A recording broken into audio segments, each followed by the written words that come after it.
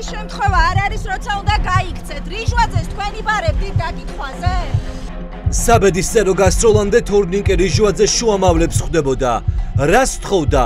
ფულს რომ ხარკი მიეტანა თუ საქმის დაალაგებას რომ ციხეში მისივე პარტიას არ გაეშვა. რატო კითხულობთ? თორნიკე რიჟვაძე შეხვდა აქ იმ დღეს. შაბათის გუნდმა დაადგინა, ვიდრე ალეკო ახვლედიანთან დედის სახლში შეხვედრაზე საგარეჯოში ჩავიდოდა, რიჟვაძე მისული იყო აქსისის ოფისში. თქვენ ბატონი ალექსის ძმა ხართ უკაცრავად. რასკავს მაგ? ხავს ნუმტრავთ რა. მანამდე ახვლედიანს ჰქონდა საუბარი კობახიძესთან. რა შეუთვალეს ახვლედიანის პირით რიჟვაძეს ისეთი, რამაც საბედისწერო ნაბიჯის გადადგმა აიძულა. ხართ ხოლმე ბატონი თორნიკეს ექიმი? აი ხელში გიჭირავთ ისტორია. დავუშვათ გვჯერა თვითმკვლელობის ვერსიის. დავუშვათ წერილი ნამდვილად რიჟვაძემ დაწერა. თქვენს გამოვიშვეს კლინიკიდან. წერილი თქვენ უყურე. მაშინ ჩნდება კითხვა. შუამავალმა რა მესიჯი გადასცა რიჟვაძეს ისეთი, რამაც თვითმკვლელობამდე მიიყვანა. იქ კოპიპირები არიან თუ არა ეჭვმიტანილები ამ საქმის ფარგლებში, როგორც თვითმკვლელობამდე მიმყვანი. რიჟვაძის სახელით გავრცელებულ წერილში წერია, რომ მას ფულის მოპარვას და ნარკომოვაჭრეების მფარველობას ედავებოდნენ. ერთი საქმე სუსს უნდა გამოეძიებინა, მეორე პროკურატურას და შინაგან საქმეთა სამინისტროს. ახალი პროკურორი გელა გელაძე, ანრიო ხანაშვილი, ვისთან მივაკვალი? აი ამ ავტომობილში ვინ ზის ახლა? გაცილებით არავინ არ ავტომობილში ვინ ზის ახლა? არავინ არ ვინც თხოვდა რიჟვაძეს წაღებული ფულის უკან დაბრუნებას? სუსი თუ ბიძინა ივანიშვილის არაფორმალური ჯგუფი, რომელიც პრობლემური სესხების ამოღების სამსახურს დაემსგავსა. მიღონა მდგომარეობამდე თქვენი ინტერესსაგანი არა? დიდი მადლობა. არ არის თქვენი ინტერესსაგანი? დააჯერა თუ არა კობახიძემ ივანიშვილი, რომ ვინც მანამდე იყო მართვის სადაბეებთან, ყველა ძარცვავდა, დიდ ფულს აკეთებდნენ და მას არ უყოფდნენ. რა კორუფციულ გარიგებებს ეს ერთი წამი ხელი გამიშვი. რომელიმე უწყებაში დაბარებული იყო თუ არა ფორმალური გარჩევა იყო? დღეს 8 საათზე ოლიგარქიული რეჟიმის მმართველობა, რომელიც ჯერ ძალაუფლებას გაძლევს და შემდეგ სიკვდილის ზღვარზე მიხავხარ. თქვენ გაუკეთეთ ოპერაცია თორნიკე რიჟვაძეს. სხვა დაზიანებები ქონდა? რა დაინახეს რიჟვაძის ისტორიით იმ ადამიანებმა, ვინც ბიძინა ივანიშვილის გუნდიდან წავიდა და ახლა ყოველდღე ელოდება, როდის დაუკაკუნებენ ოლიგარქის წარმომადგენლები. ვაით ნობიძინათ. ტელეპირული შაბათს ეთერი ვართ. რა საქმეზე იყო ნასამართლე მამა თქვენი? მოწმეებზე ზეწოლა რომ სკანდალური პოლიციელის მამა ციხიდან გამოეშვათ. რისთვის იყენებდა გავლენებს მოწმე 22 ბიძინა ჟამერაშვილი, რომლის ჩვენებითაც 21 წლის მათედევიძე ციხეში გაუშვეს. ქალ აქტივისტს კი ამ წყევლისთვის ჟამერაშვილმა უჩივლა და დააჭერინა. მამა თქვენ თქვენ დაულაგეთ საქმე? მე არავის არაფერი დამილაგებია. თავად იტყუება, თუმცა პოლიციელის მამა გვიდასტურებს, რომ ის დაკავებული იყო აგარაკების ძარცვის საქმეზე. სახლებიდან გაიტანეს ყველაფერი, ანტიკვარებით დაწყებული, სარეცხის მანქანით დამთავრებული. საპროცესო როგორ გაგიფორმდათ რა პირობები? აღიარებითი ჩვენები.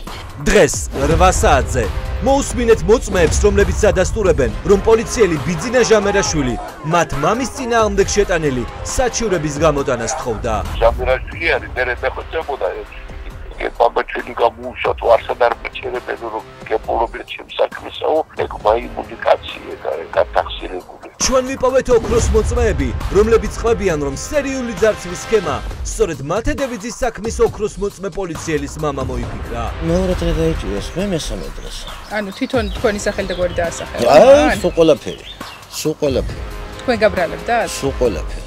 როდესაც ჩვენ კითხვები პოლიციის უფროს დაუსვით, ჩვენი ჟურნალისტი კაბინეტში ჩაკეტა და ძალადობით ემუქრებოდა. ჟამერაშვილმა დააშინა ზეწოლა მოახდინა ამ ფილმებში. უშავო. ხაიმე პაკუნა! მომეცი ტელეფონი! რას იღებენ ოლიგარქის გუნდის მსახურების სანაცვლოდ ის პოლიციელები, რომლებსაც სრულ ჩვენებების მიცემაში ამხელენ. დღეს 8 საათზე აქ გიყვებით უფრო მეც. ბიჭები უნდა ისვენ ეხა ციხეში და შენ უნდა ისვენებდე ბათუმში?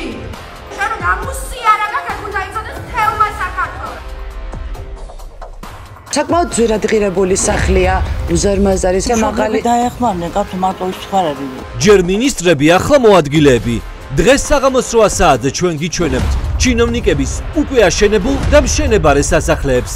რა დაგიჯდათ, აი ეს ოლიგარქიული საცხოვრებელი სახლი. არა, ეს თბილისის ელიტურ უბნებს რეზიდენციები ერთი მეორეს მიყოლებით ემატება.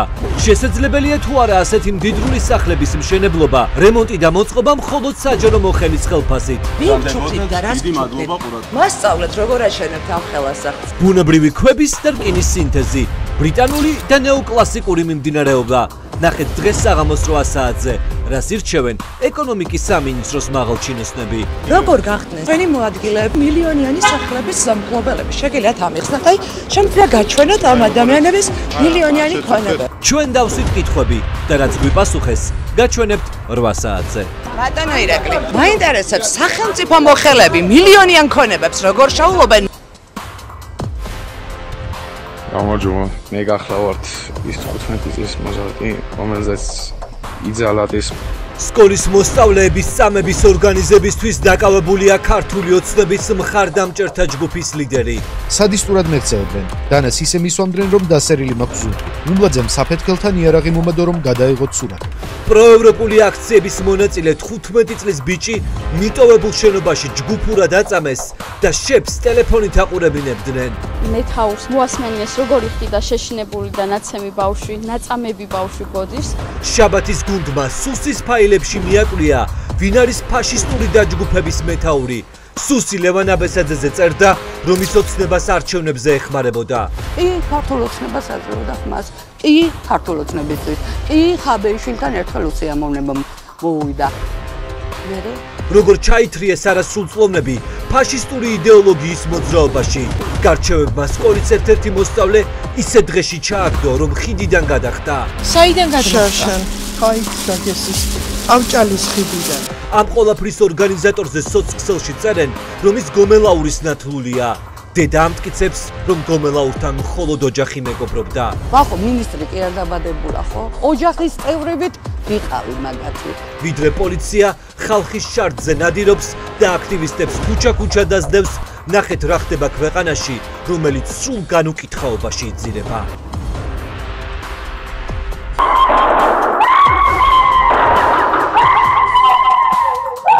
მკვლელობა ბოტასების გამო. ბიზნესმენი, რომელსაც კონკურენტმა მსგავსი პროდუქციით ვაჭრობა არ აპატია, მისივე მაღაზიის წინ შვილთან ერთად ჩაცხრილეს. მამამისის თვალწინ უნდა მოეკლა შვილი. უნდა გაემწარებინა. 90-იან წლებში ყველა რომ იარაღი დადიოდა, ის დრო დაბრუნდა. საიდან მოდის ამდენი იარაღი, ვინ მფარველობს და ვის აწყობს, რომ ქუჩა ჩაცხრილვების ეპიცენტრად იქცეს. ტრენდულია უკვე ამ იარაღით სირბილი ქალაქში 90-იანებიდან დაბრუნდა. დღეს 8 საათზე ნახეთ სათვალთვალო კამერის ჩანაწერები, რომ მცირე ბიზნეს დავებიც კი ქვეყანაში ორ კონკურენტ მაღაზიას შორის სროლით მთავრდება. კიდე უნდათ რომ ესროლა და უკვე აღარ ქონდა ტყვია. და ციხლი ჩაარტყა და გაიქცა.